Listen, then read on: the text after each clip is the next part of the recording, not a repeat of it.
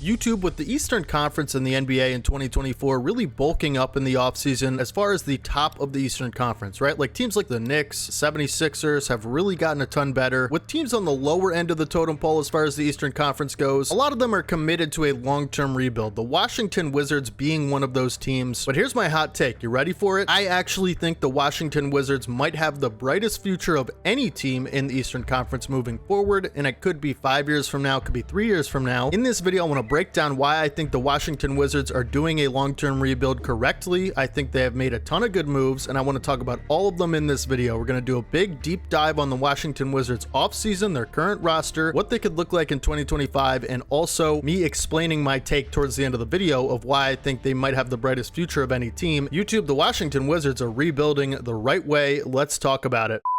So first, I'm going to break down some of the moves the Washington Wizards have made, and then we're going to do some roster inventory. But, here is all the offseason stuff they've basically done. As far as re-signings go, you re-sign Richaun Holmes to a 2-year deal. I think that's a good move, just locking down your third-string center. He could be a second-string center. We'll have to see how the Alex Sarr situation works out, whether he'll play the 4 or the 5 with Washington. But as far as additions, you've made 3 big ones, right? 3 veterans come in that are really good players, and one of them being Saddiq Bey, probably the most recent one. I actually like Saddiq Bey a lot, and I think he can add a lot of value to the Wizards. He had a very down year shooting the basketball, but he is a shooter.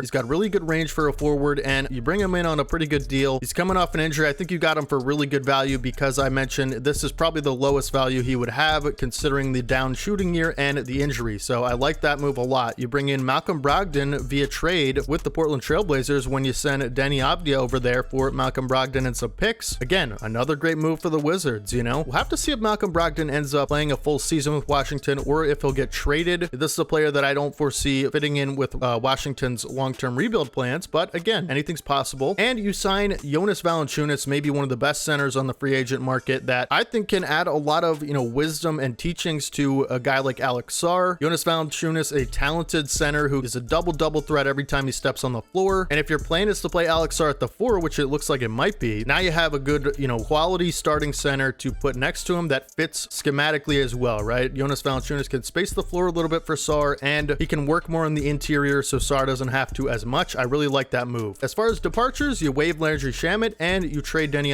as I mentioned, and we'll just have to see about Tyus Jones' future with the Wizards. There's talks about a sign and trade with the Los Angeles Clippers right now for Tyus Jones, obviously a talented point guard that can add a lot of value to a championship level team right now. His future with Washington is uncertain. I'm not sure if I'd expect him to be in a Wizards uniform next year, especially after you go out and get Malcom Brogdon. So kind of an interesting situation there with Tyus Jones. As far as the draft picks, right? And you made a lot of them. I mean, we have to talk about, Alexander Sarr, 2nd overall pick in this year's draft, a generational defensive big man talent, in my opinion. He has incredible length and size and mobility for a big man in this league. If he can put it all together, I think he also has a lot of offensive upside, right? He has the ability to pass the ball pretty well. He can handle a little bit. There are some flashes of guard skills there for Alex Sarr. If he can be a decent offensive player, this is your big man of the future. I mean, if you want to play him at the 4 or the 5 again, well, that's something we'll have to see where his natural position is best. But the obvious pick at number 2 was Alex Sarr. It was questioned whether he was going to go 1st or 2nd, and he ended up going 2nd. I think you got maybe the player with the highest ceiling in the entire NBA draft. You gotta love it for Washington. You end up drafting Bub Carrington, 14th overall, I believe. And I gotta say, I wasn't too familiar with Bub Carrington until I watched the summer league game the Wizards had against the Atlanta Hawks. I absolutely love Bub Carrington. He might be my favorite guard coming out of the draft this season. I mean, this dude has a bag. Bag Twitter's gonna love this guy. Bub Carrington out of Pittsburgh. He's a big guard, right? He's 6'6". Maybe he has to grow into his body a little bit more because he is only 190 pounds, but offensively, this is maybe the best perimeter shot creator in the draft. He scored at 14th, right? There are questions about his finishing in the paint and getting into the paint effectively as a guard. We'll have to see whether he's a point guard, an off-ball guard. I think he's best as a, shot creating point guard, right? I think his best value is on the ball at this point, but man, is this guy a dog. He competed so well in that summer league game on both ends of the floor. People had concerns about his defense. He was playing as hard as he could in that summer league game defensively, made a couple plays, steals. This is a big home run pick, I think, for the Wizards that could end up shaping their, future as the guard of the future. This guy can score the ball. He can pass. He can rebound well. He's a big guy, and as as I mentioned, has really good, exceptional perimeter shot making ability, and he's only 18 years old. That's the craziest thing, man. I just love this pick for the Wizards. You know, they really don't have that kind of player other than Jordan Poole, and I think the Wizards are just throwing a ton of talented young players on their roster and seeing how the chips fall at the end of the season. That is what I think rebuilding teams should do in a long-term rebuild, where you hit the reset button. I think if you're a front office member of a team like that, you go out and you just acquire all the young talent you can with a lot of upside, and you see how it works out, as I mentioned. And I think that's exactly what the Wizards are doing, and they're supplementing them with veterans who can teach them. There's so much young talent on this roster, and there's a lot of, you know, moving pieces here with this season, well, as far as who's going to get these minutes, right? You have a ton of serviceable guards that have a lot of high upside. We'll talk about that in a bit, but Bub Carrington maybe being the best of the bunch. I love that pick for Washington. You also draft Kyshawn George out of Miami, right? He's a 6'8" forward. I think he's a wing. Select him 24th overall out of the draft. From my understanding, he's a big wing that can shoot a little bit, so I think, you know, that is a good pick for the Wizards, you know? So those are all the moves that they've, you know, brought in, that have left, right, and re-signed and all that stuff. Now let's talk about the inventory of the roster, then I'll make my, you know, final verdict on the roster, what I think their, you know, projection as far as wins and losses is in 2025, you know, and we'll talk about at the end of the video why I think they're doing this rebuild almost flawlessly at this point. So what your roster looks like right now, I'm going to talk about the notable players on this roster, and we talked about the young players, the drafted, you know, new players coming in. One of the more notable players I think was from last year's draft. High in the draft, you took him 7th overall, and that is Bilal Coulibaly. In my opinion, he's a wing with a lot of upside on both ends of the floor. I think he's a good defender. I think he can really shoot the basketball a little bit better than we thought he could coming out of the draft. He's a long guy with a lot of defensive upside, and he's just a really great role player. I mean, he's just one of those wings I think that could fit into a lot of lineups and a lot of schemes and a lot of teams, right? He's kind of a seamless fit on any lineup. That's the kind of guy you definitely want to keep around if you're Washington. We'll have to see as far as his upside is, right? Like, we'll have to see, you know, if his ceiling is, you know, star potential. I'm not sure about that. I think he's just going to be a really great role player for the Wizards moving forward, and hey, who doesn't need a lot of those, right? So a lot of, you know, defensive upside for Bilal Coulibaly. Jonny Davis, another guard that you have, you picked him 10th overall 2022, hasn't gotten a ton of playing time for the Wizards, kind of concerning there, but he is a big point guard. 6'4", 195. I think you got to put him on the floor a little bit this season, see what you have in Jonny Davis. I definitely think that's worth it. I would say it is concerning that he hasn't played much and he was such a high draft pick. You know, that could be an indicator that he's, you know, the Wizards don't believe in him a ton at a point guard position, but, you know, I like his size. I think he's a decent playmaker, and, you know, we'll have to see about Jonny Davis. Tyus Jones, as I mentioned, might not be coming back to the Wizards. I wouldn't expect it, wouldn't count on it. Another guard that, you know, probably is the most notable and famous one of these guards here in this room is Jordan Poole, right? And Jordan Poole had a little bit better of a season towards the end of the season, right? He really had a struggle going on early in his career with Washington last year. He looked really inefficient. His shot selection was awful. Didn't seem to find a rhythm, you know, throughout the season. You know, couldn't really make that impact that he did for that Golden State Warriors team, right? But as I mentioned, I think things picked up a little bit for him towards the end of the season. I think that is encouraging if you're a Wizards fan, right? I mean, this is a guy that has all the talent. As I mentioned, similar to Bub Carrington, a perimeter shot creator, right? He is a good playmaker. He's just got to figure out how to be efficient, consistent, and work on his decision making and shot selection. Those are the biggest things, man. He can be a wild card at times, and when you're a winning team with championship aspirations in the future, if you're Washington, I don't know how much you could trust a guard like that that's going to have to handle the ball so much. You can't trust to make, you know, correct decisions all the time and be a little bit erratic and out of control. So that's got to be the thing for Jordan Poole. But as I mentioned, all the talent in the world to be able to figure it out, right? But again, just another guard that's going to be in the rotation that, you know, hopefully can turn things around for Washington. There's a ton of guards on this team that are quality guards. Jonas Valanciunas, we talked about him a little bit. Rashawn Holmes as well. Corey Kispert is one of the best shooters in the league, right? He's got good size for a wing. He can defend a little bit. I think he's super underrated as a player, and I would expect him to be traded by the end of the season, honestly. I think he is that valuable of a player. You could get a couple first-round picks for him. Assuming he comes out of 2025 and shoots the ball well, he is going to be a trade target for a lot of teams, and he definitely should be, because everybody needs more shooting, and I think Corey Kispert is one of the best shooters that could be available for a team that can play a little bit on both ends. I love Corey Kispert's game, and I think, again, this is a guy that can not just shoot, but score a little bit. He's 6'6" forward, 224. He's got good size on the wing, and I don't know how, you know, teams aren't going to be looking into this guy. So definitely a name to keep your eye on, but, you know, if the Wizards do decide to keep him, again, that's going to be your best shooter of the season. Kyle Kuzma, probably the best player on this team right now. You know, I'd say that pretty comfortably. Kyle Kuzma is a really solid scorer. He's a power forward, a small forward, can really play whatever, but he's got good size. He's a little bit inefficient as a, volume scorer, but I think that, on a winning team would go down a little bit, because on a winning team, ideally, he wouldn't be the second option or the first option, right? I don't think that's his game. I think he's more of a third or fourth option. Good complementary piece, can shoot the ball well, but, for the Wizards, he's going to be the first option. And again, another guy that you could see traded that doesn't quite fit the timeline of this team, right? So it is interesting what Kyle Kuzma's future and fate will be with the Wizards. He is under contract long term, and he's still pretty young. He's in his prime. He's 28 years old. That's a guy to keep your eye on for sure in trade rumors, along with Corey Kispert. But at the end of the day, I think Kyle Kuzma is definitely the best player on this team. No question about it. Good rebounder as well. Great rebounder. Marvin Bagley III actually had some pretty good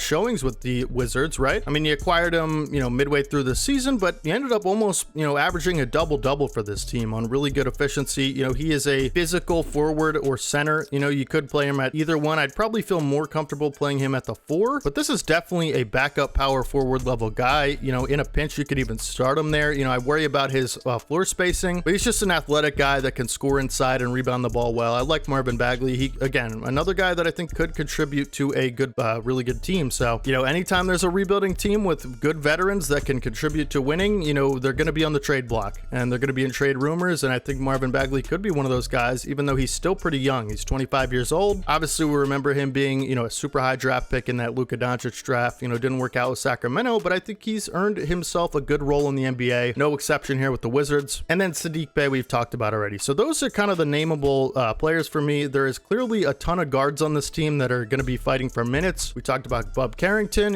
I don't expect Tyus Jones to return, so I would expect him to be out. But Bub Carrington, Malcom Brogdon, Jordan Poole, Johnny Davis, right? Some of these guys aren't necessarily the best off-ball players. I mean, I think Bub Carrington could play off the ball. I think he's got really good shooting upside. Not so sure about his catch and shoot game, but I think he can adapt to that with good, shooting form and stuff like that. So Jordan Poole, could be a 6-man for this team. We'll have to see. Malcom Brogdon obviously is probably the most polished of these players, I would say. It's still a great scorer and playmaker in his prime, really. And again, it's another guy I think you could watch for a trade. But for the off-ball guards, you do have like Bilal Coulibaly, who could play shooting guard. You have Corey Kispert, who could play shooting guard, and then Johnny Davis, right? So there's a lot of guards that could be fighting for minutes here, and I think it's going to be interesting to see who ends up getting them consistently and who might not be super involved in the rotation. The battle between Bub Carrington and Jordan Poole, I think they're kind of similar players offensively, and certainly Bub Carrington you're going to want to put him in and work through his mistakes early in his career as such a young player, so he's clearly going to get a ton of minutes. I think you got to let him go out there and play as much as he can to see what you have in him. Jordan Poole, maybe on a little bit thinner ice there. I'm not sure what they're feeling about Jordan Poole right now. Maybe you bring him off the bench as a 6-man, but it will be interesting, no question about it, right? So a lot of guards that could be fighting for minutes. The forwards are the same deal, right? You bring in Saddiq Bey, right? The wing minutes are going to be insane. I mean, Saddiq Bey could play the 3 or the 4, and sometimes even shooting guard, but I just think for the wing, it's going to be like Coulibaly, and Justin Champagnie is another guy I think could get some minutes if he makes the roster. Obviously, we talked about Corey Kispert and Kyle Kuzma, who's probably going to be the starting 4. Kyle Kuzma, Marvin Bagley, another power forward. But I would expect the starting lineup of this team to be something like Bub Carrington, Bilal Coulibaly, Kyle Kuzma, Alex Sarr, and Jonas Valanciunas. There's a lot of players that are going to be fighting for minutes, and the starting rotation is going to be insane how they work it out. There's a ton of starting caliber players that I think you can make a case for the Wizards. So it'll be interesting to see if a lot of those veterans end up on different teams, by the time, you figure out what kind of players you want to play next season. And this is a type of season for the Wizards that, again, I mentioned this before, but when you're a rebuilding team and you committed to a long-term rebuild, I think you just throw a bunch of talent at the wall and see what sticks, right? Throw a bunch of talent on the court and see who ends up impressing you so much that you say, we can't lose this guy. He's part of our future, right? That's exactly what I think the Wizards are doing, and they have a ton of guys that, they are going to be looking to prove themselves to be a long-term piece of this team. With guys like Kyle Kuzma, with guys like Malcom Brogdon, I think it will limit some of these guys able to show off what they can do as far as minutes goes, right? I don't expect this to be a team that is anywhere close to a play-in tournament. Again, they have a lot of good players, but I don't expect them to get the minutes they should, because you're, again, probably trying to throw out a bunch of young guys and see what they can do. So I could see a world where they're like the 11 seed, or, maybe fighting for a play-in tournament, but I could also see a world where, you have the Knicks having your draft pick next season and it is top 10 protected. So there is absolutely a Cooper flag sweepstakes going on in the NBA right now. now, and I would expect the Wizards to be a part of that, right? You could end up having the best defensive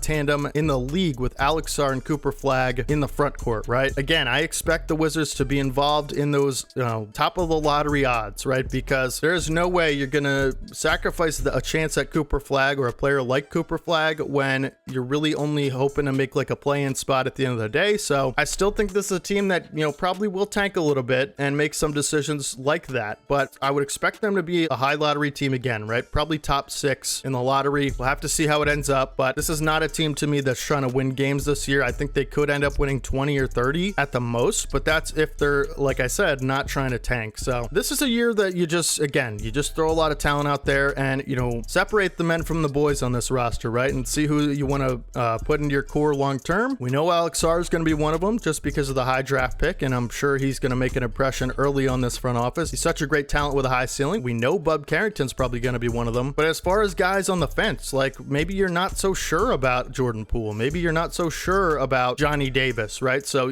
these are players I think you could be totally off the team, by the end of the season or, by the end of the offseason. So it'll be interesting to see, but that's kind of my feelings on it. But the reason I think the Washington Wizards are doing such a great job with this rebuild is because they're employing the strategy that a rebuilding team should. They're not committed to anybody long-term right now, other than the guys they drafted super high. They have to see what they have in those guys, but they're just trying to throw a bunch of talented pieces with a lot of upside on the board. And again, I keep repeating this, but see which one of them sticks on the board, right? And that's what the best rebuilding teams do. That's what the Thunder did. That's what, the Houston Rockets are doing right now. That's what a lot of these teams are doing. And then eventually you find your core. The Orlando Magic, another example of this, you find your core, hopefully get lucky with some of these high draft picks, and then you set yourself up 1 year to where you have a bunch of salary cap and tradable draft picks in the future. And, maybe these guys are a little bit more developed and they're ready to win. And you say, well, okay, let's spend a bunch of money and try to get the top free agent. Let's try to trade these draft picks and really push this thing forward, right? That's how you rebuild a team correctly, in my opinion. It has to be organically through the draft early on. And that's what the Wizards seem to be committed to doing. And I don't expect them to forfeit their pick to the Knicks by getting the, 11th best record in the league, right? This is an important draft for them and it's going to be an important pick. I expect them to be at the top of the lottery next season, and people will say, oh, this team's a poverty franchise. They're never going to be great, right? They've always been mid, right? But this is actually what they're supposed to be doing. They're supposed to be at the bottom of the league next season. And again, I would expect them to be. That is the right thing to do. And I think the Wizards, for a team that has struggled so long to get out of that mediocrity range, we talk about the Bradley Beal situation, and finally they had enough, right? They said, you know what? Enough mediocrity. And I absolutely love the guts that it took to trade your,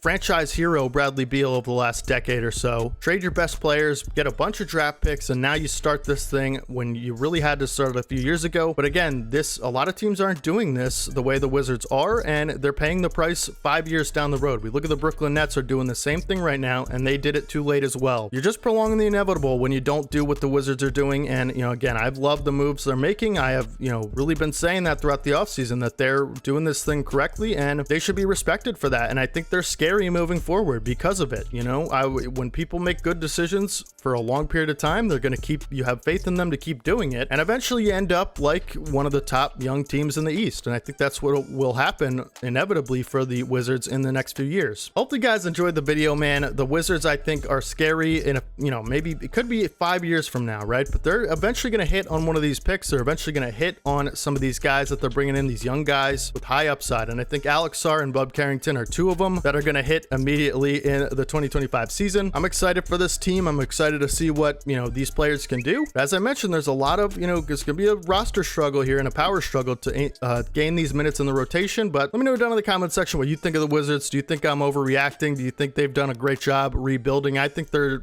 certainly on the right track. I think they've made all the moves I would definitely want to see a rebuilding team make. It's going to be a long process, so Wizards fans, stay patient. Don't expect, next year to be in the finals, but in 5 years, I think you could be, somewhere close, right? If everything goes well and you hit on some of these picks, that's all you can really hope for. Hopefully you guys enjoyed the video. Make sure you guys drop a like. Really helps out the video, helps new people find the video. Subscribe to the channel if you guys haven't already. We're on the road to 12.1K. Thank you guys so much for 12K. I really appreciate it. You guys have been so great with the support. We upload NBA content every day on the channel, so if you guys want to see more content just like this, could be on your favorite team moving forward. We're doing a bunch of team deep dives. We'll probably cover every team by the end of the offseason. Hopefully you guys enjoy the rest of your day today. And again, let me know down in the comment section what you think of the Wizards. I think they're rebuilding beautifully, and it's, I guess, refreshing to see the Wizards do this because, again, they've been mid for for so long. I will catch you guys in the next one. Subscribe to the channel, all things NBA every day on the D-Have channel. And this is your boy D-Have, and as always, peace.